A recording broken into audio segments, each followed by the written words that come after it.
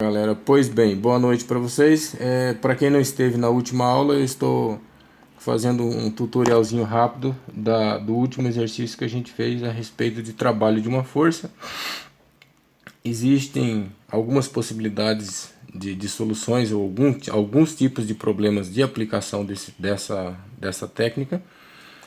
E o trabalho de uma força para uma força variável é o produto escalar entre a força e a curva parametrizada, ou seja, a distância percorrida pela partícula de um ponto A até um ponto B. Aqui é o produto escalar, coisa que a gente já tinha pedido, eu já tinha pedido para vocês fazer uma revisão de geometria analítica. Então, o significado do produto escalar é a projeção da força em cima da distância, ou seja, trabalho de uma força é força vezes distância na direção do deslocamento. Então, a fórmula para calcular o trabalho de uma força é essa aqui, trabalho é força vezes distância, ou essa daqui, o módulo da força vezes a projeção da força em cima do deslocamento. Para o caso de uma curva variável, eu vou picotar essa curva aqui em vários pedacinhos, então a força vai estar aqui, a distância percorrida vai estar aqui para um pequeno trecho. Aí eu projeto a força em cima da distância e calculo o deslocamento. Então a fórmula para fazer isso é o somatório do máximo do TI tendendo a zero, do somatório de I igual a 1 até N, força, produto escalar com gama linha de T, ou seja, a derivada da curva parametrizada em relação ao tempo, vezes o tamanho do intervalo dt, que é essa discretização aqui. Então o trabalho vai ser a integral sobre o caminho de força a curvatura injetada dentro da função f, produto escalar com gama linha de t. Então vamos para a fórmula. Então o trabalho é força vezes distância. Operacionalmente ela é trabalhada com essa expressão aqui, ó. Então essa é a expressão que a gente trabalha operando para resolver problemas do dia a dia, problemas práticos. Então aqui um exemplo, calcule o trabalho da força realizada tal, sendo a força em componente vetorial é x quadrado na direção y mais y quadrado na direção j, mais z quadrado na direção k, e a curva parametrizada vai ser 2 cosseno t, 3 seno t e t, e o intervalo onde a gente vai calcular essa integral é de 0 a 2π. Então o Bastião suscitou OBS, o produto escalar entre dois vetores A, B e C, D, E e F, é o produto de cada componente somado.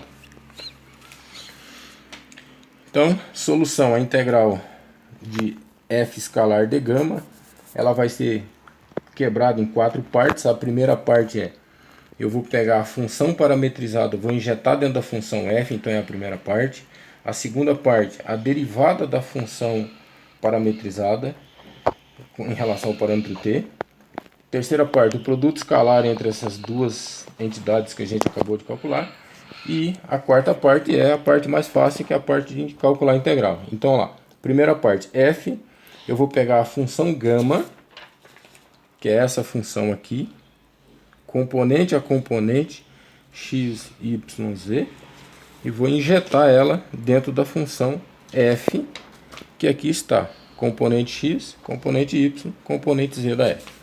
Então aqui está as contas feitas, a substituição feita aqui, e aqui arrumamos componente x, y e z, já da função também parametrizada. Agora derivada da função gama, então a função gama tem componente x, y e z aqui, a derivada dela está aqui, a derivada do cosseno de t é menos o seno de t, tem um fator 2, a derivada do seno de t é cosseno de t, a derivada de t é 1.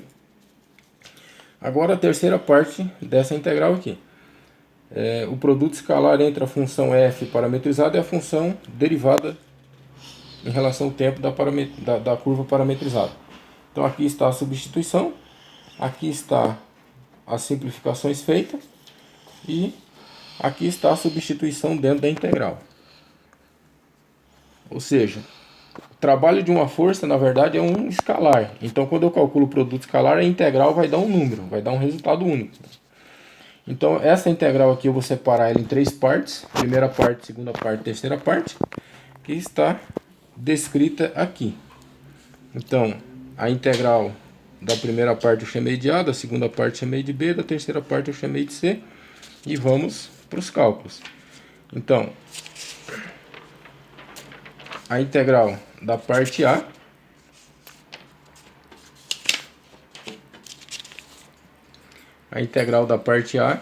que vai ser a integral de menos 8 cosseno ao quadrado de t seno de t, dt, ela vai ser operada da seguinte maneira. Vai ser o trabalho 1, menos 8, a integral de cosseno ao quadrado de t dt, de t seno de t dt. Então eu vou chamar o u de cosseno de t, vou derivar o u em relação a t, vai dar menos seno de t dt, e vou isolar o dt, vai ser du sobre menos seno de t. Aí vou substituir o u aqui, então vai ficar menos 8, integral de u ao quadrado seno de t du sobre menos seno de t. Simplifiquei seno com seno e o sinal de menos eu joguei lá para fora. Menos 8, integral de 0 a 2π u ao quadrado dt, que vai ser menos 8 u ao cubo sobre 3 de 0 a 2π. E aí, o resultado dessa integral se encontra aqui. Aí, o u eu chamei de cosseno de t, eu voltei para a variável original. O trabalho da primeira parte deu 0.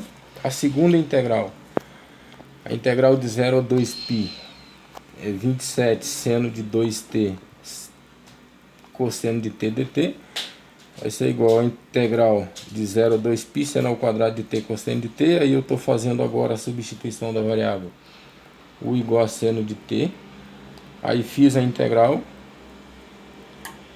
Chegamos aqui. Voltamos para a variável original u igual a seno de t, que aqui está.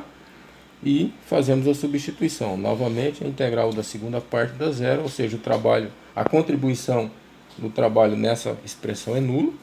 E por fim sobra a parte C, que é a integral de t ao quadrado dt de 0 a 2π, que dá t ao cubo sobre 3 de 0 a 2π, dá 1/3. Aí fiz a substituição, usei o teorema fundamental do cálculo.